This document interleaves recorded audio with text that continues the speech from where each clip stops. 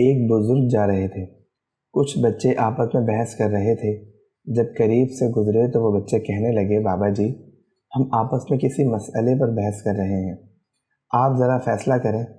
اس نے کہا، بیٹا کیا مسئلہ ہے؟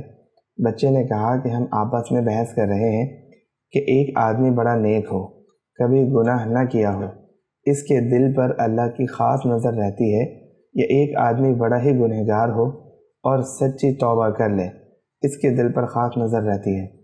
وہ بزرگ فرمانے لگے، بیٹا میں عالم تو نہیں ہوں، تاہم ایک بات میرے تجربے میں آئی ہے کہ میں کپڑا بناتا ہوں، کھڈی چلاتا ہوں، دھاگے ہوتے ہیں، میرے تجربے میں بات آئی ہے کہ جو دھاگا ٹوٹ جاتا ہے میں اسے گرہ لگاتا ہوں، اس کے بعد اس پر خاص نظر رکھتا ہوں کہ دوبارہ نہ ٹوٹ جائے۔